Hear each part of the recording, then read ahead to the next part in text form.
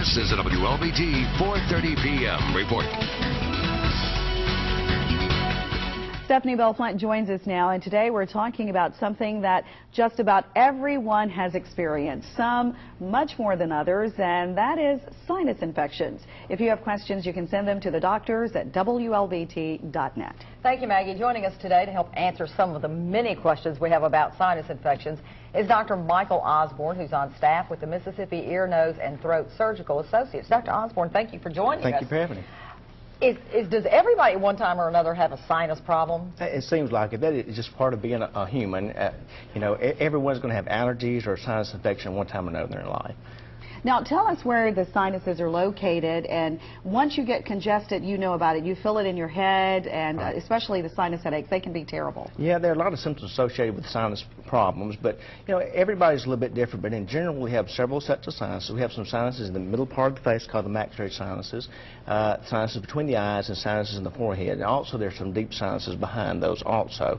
And they are covered with a thin lining, like the inside lining of the nose, and anytime there's congestion, that can cause pressure within the sinuses and retention of fluid, and then you can get infections secondary to that.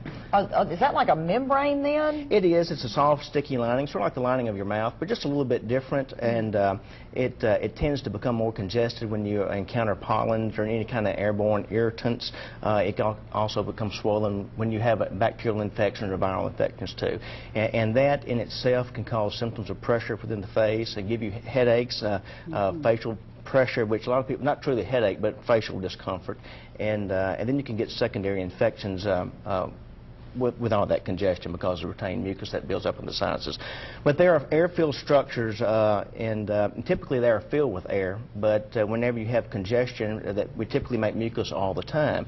But when you have irritants, you tend to make more, and then the lining will swell, and the retained mucus will build up within the sinus, and you feel that pressure.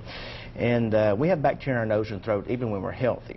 But when the stagnant mucus builds up within the sinuses, then you get secondary overgrowth, and it'll turn into the discolored drainage that you typically see, and you start having fever and just a worsening of those facial symptoms.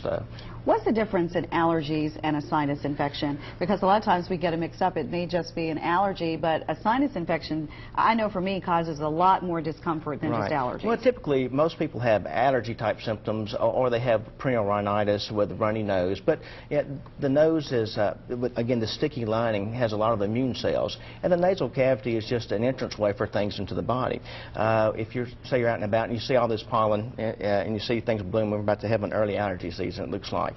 But if you inhale some of that and your body's sensitive to it, the cells within the lining will recognize that as a foreign substance, and your body doesn't want that any further in, and it'll become congested. It'll tend to make more mucus and try to flush it out. And you'll sneeze, and it's another way to try to get it out. And that in itself is not an infection. That's just the body's typical response to something that's foreign that it doesn't like. Can it lead to an infection? It can, certainly. Once the lining swells, again, you can have retained mucus within the sinuses. And once the bacterial overgrowth occurs, then you have worsening of the symptoms. You tend to have fever, you have more facial pain, you have a yellow-green type nasal drainage, posterior nasal drainage, and ear symptoms with that too. So that's when you develop the sinus infection. And sinus infections can be due to viral pathogens, which are not something that can be treated with antibiotics, or it could be bacterial things that various bacteria can cause that, and those do typically respond to antibiotics. Now, the sinus drainage, you mentioned that is one of the worst when you feel the drainage in the back of your throat. Make you sick at your stomach. Yes, it really does. It can cause nausea. Absolutely, and sometimes when there's a full-blown infection going on, it can make other lower respiratory symptoms worse too. It can precipitate asthma and precipitate bronchitis and that sort of thing. So it's what I call move from the head to the chest. Right, absolutely. So what do you do when someone comes in to treat them, to first of all find out if it's allergies or actually a sinus infection, and how can you treat it? Well, usually the patients that we see as ENT surgeons, they've been treated by their primary care physician for a while, and then most of them have been through many antibiotics if they presume sinus infection, or some have actually been through allergy testing before to try to identify if there's something out there that they can be desensitized to allergy shots that may give them some relief. You know, for acute sinus infections, most people get 10-day course of antibiotic mucus thinners to try to get the sinus to drain a bit better, and decongestants.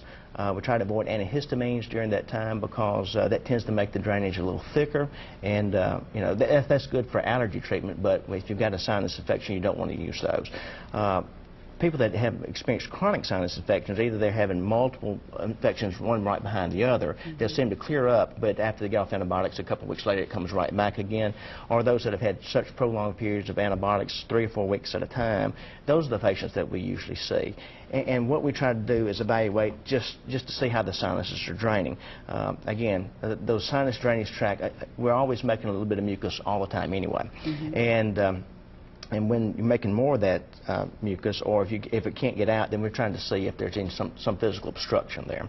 And what we'll do is we'll evaluate the septum, the little structure that divides the nose in the center, and to see if there's a deflection there where the sinus drainage tracts come in, or we're seeing if there's any polyps, which are benign growths that can occur in the nose with people that have had allergies, or even people that have not had allergies. The lining will swell and obstruct the drainage tract. Get in the way, yeah. And to see if there's something like that that's going on that we can open up.